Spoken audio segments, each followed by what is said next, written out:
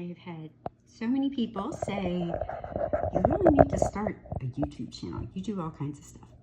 So anyhow, I'll try to make this somewhat quick. This is for harvesting Calla Lily seeds. I have never done this before. My lovely neighbors, Dan and Amy, give them a little shout out, gave me a very dark purple, pretty Calla Lily, and one of the top pods started to look like it had little corn kernels on it, and it was wilting a bit, so I cut it off, pulled the pieces out. Let me see if I can find it. Yeah, so each little corn kernel on the inside is the whiter part, and the outside is the darker part. So these were dark purple to begin with. Probably should have started this a little earlier. So here's one of the husks, and here's one. So this one, I already have the seed out, but you can kind of see that it's just little, like a little corn kernel, but on the inside is larger. These are the hard seeds, and I've had this since end of March, early April. I always date my plates. Dark purple, Calla Lily, harvested seeds. But I always write on my plate the date and what it is. Then I have a shelf that I keep all these on that's out of the way, and then eventually I get back to them. And they're very dry. So you can see there the, let me see if I go a little closer. Whoa.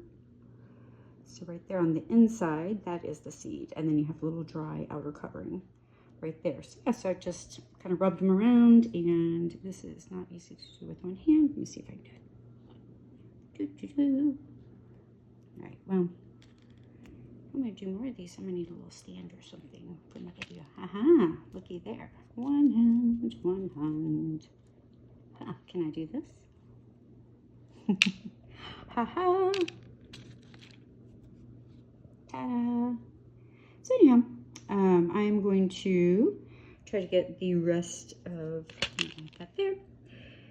Try to get the few rest of these out of their skins, and then I will get rid of the coverings. I will keep these on probably the same plate. I find that does well for me. It's on like top shelves of a bookshelf where no one's gonna bump it. And then I will put them in envelopes and keep them in my outside garage fridge in the top back. If I were gonna put them in some kind of container, I would make sure, like I've used pharmacy bottles before. I would make sure that the pharmacy bottle was room temperature, that it's been aired out, that it's not a humid day, that my hands are completely dry, and then put them in that pharmacy pill bottle and in the back of my top fridge. Some people say you need to have some kind of desiccant in it. I really haven't had an issue because the other thing I do is when I take them out of the fridge, unless I'm using every last one of the seeds in that really airtight container, I let it come completely to room temperature, again, non-humid day, to open it, take it out. That way there's no condensation. Otherwise, if you open it cold to take some out, then there's condensation forming on the inside and your seeds can get all icky and mold. So anyhow, I will have to come up with a better, prettier way of doing this. Probably need a stand and a mic. Alrighty. Just figured I'd show you. I don't even know if I'm gonna post this, but because I even have radish seeds that I took out of these, even though they're not all the way brown. If I leave them brown on the plant, they fall off or the birds find them. Took off some green onion seeds, took off some chive seeds. There are my heirloom Tabasco peppers that I am not using for seed, but the birds will eat those too if they stay outside, but the birds have to eat. So anyhow, let's see if there's anything else I have going.